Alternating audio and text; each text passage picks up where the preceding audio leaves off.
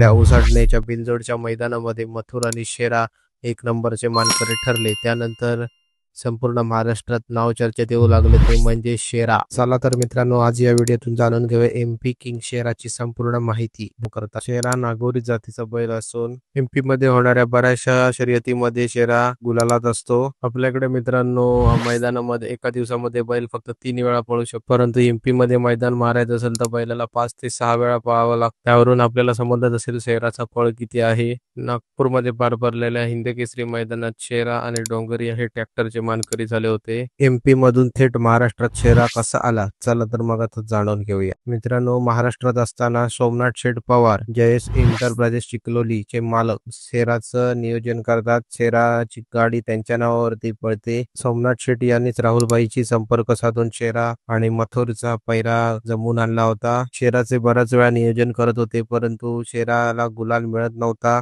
परंतु काल झालेल्या उसाटणे मैदानामध्ये शेरा आणि मथुरने आपला दबदबा कायम ठेवलेला आहे, तर महाराष्ट्रात शेराचं नाव चर्चेत येत होतं। तर मित्रांनो, आपल्याला मथुर आणि शेराचा बिनजोडचा पैरा लवकरच पुढच्या मैदानात पाहायला मिळणार। तर मित्रांनो, पुढच्या मैदानामध्ये मथुर आणि शेराच्या विरोधात बिनजोडच्या मैदानात कुठल्या बैलाचा पैरा तुम्हाला बघायला आवडेल नक्की कमेंट करून सांगा। व्हिडिओला लाईक करायला विसरू नका आणि आपल्या चॅनलला सबस्क्राईब नक्की करा। धन्यवाद।